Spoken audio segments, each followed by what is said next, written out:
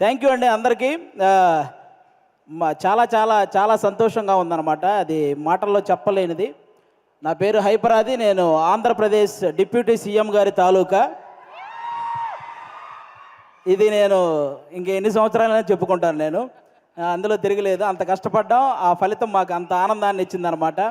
నిజంగా అంటే ఇంకా ఈరోజు ఈ ఫంక్షన్ ఇంత గ్రాండ్గా చేస్తున్న విశ్వప్రసాద్ గారికి నిజంగా థ్యాంక్ యూ చెప్పాలి. ఎందుకంటే మన కూటమి అనే ఒక సినిమా 164 రోజులు ఆడింది, అందుకే ఈ సక్సెస్ మీట్ జరుగుతుంది.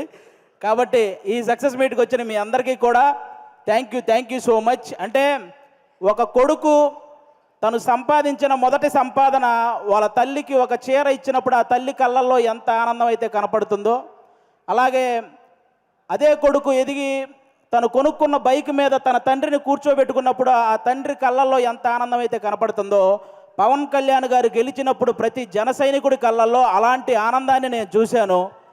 నిజంగా అలాంటి ఆనందాన్ని నేను చూశాను. ఎందుకంటే ఆల్మోస్ట్ 10 సంవత్సరాల నుంచి జనసేనకు సంబంధించి ఏదైనా మీటింగ్ జరుగుతున్నప్పుడు చాలామంది కింద నుంచి సీఎం అని అరుస్తుంటే కొంతమంది అనేవాళ్ళు, ముందు మీ వాడిని ఎమ్మెల్యే అవ్వమను అప్పుడు చూద్దాం అనేవాళ్ళు. బాబు మీ అందరికీ చెప్తున్నా, 21 చోట్ల నిలబడితే 21 మంది ఎమ్మెల్యేలని కొట్టాడు, 2 ఎంపీలు కొట్టాడు.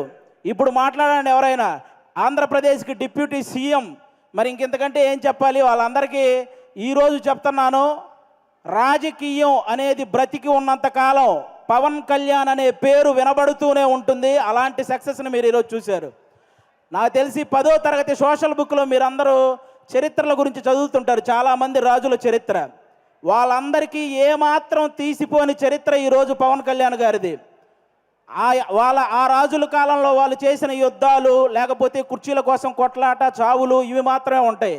కానీ మన పవన్ కళ్యాణ్ గారి చరిత్రలో త్యాగాలు, సహాయాలు ఇవి ఉంటాయి. ఇలాంటి నాయకుడి గురించి ప్రతి ఒక్కరూ మాట్లాడుకోవాలి, ప్రతి ఒక్కరూ ఆయన్ని ఇన్స్పిరేషన్గా తీసుకోవాలని మనస్ఫూర్తిగా కోరుకుంటున్నాను. ఈ ప్రపంచంలో ఎలాంటి నాయకుడైనా గెలిస్తే ఒక గర్వం ఉంటుంది, కానీ ఒక్క పవన్ కళ్యాణ్ గారిలోనే గెలిచిన తర్వాత ఒక భయాన్ని నేను చూశాను. ఎందుకంటే ప్రజలు నా మీద ఇంత బాధ్యత పెట్టారు, ఆ బాధ్యతని 100% స్ట్రైక్ రేట్తో ఎలాగైతే నేను ఎమ్మెల్యేలని సాధించానో అదే 100% స్ట్రైక్ రేట్తో ఆ బాధ్యతలన్నీ నిర్వర్తించాలనే భయం ఆయన కళ్ళల్లో నేను చూశాను.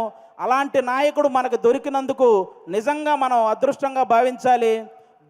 గెలవటం ఇదంతా ఒక ఎత్తు అయితే, లంకా దహనం చేసిన తర్వాత హనుమంతుడు వెళ్ళి శ్రీరాముడి పాదాలు పట్టుకున్నట్టు ఎప్పుడైతే 21 సీట్లు గెలిచాడో వెళ్ళి వాళ్ళ అన్నయ్య చిరంజీవి గారి పాదాల పైన కూర్చున్నాడు, పాదాలను పట్టుకున్నాడు చూసారా, అప్పుడు ఆ అభిమానం 100 రెట్లు పెరిగిందండి. అందరి కళ్ళల్లో ఒక ఎమోషను. అంటే మెగా ఫ్యామిలీకి ఎప్పుడు దూరంగా ఉంటాడు కళ్యాణ్ గారు, దూరంగా ఉంటాడని అనుకునే వాళ్ళందరికీ ఈ విజయాన్ని తీసుకెళ్ళి అన్న దగ్గర పెట్టాడు చూసారా, అంతకంటే ఎమోషనల్ మూమెంట్ ఇంకోటి లేదు. అది మనకి ఎప్పటికీ గుర్తుండిపోతుంది.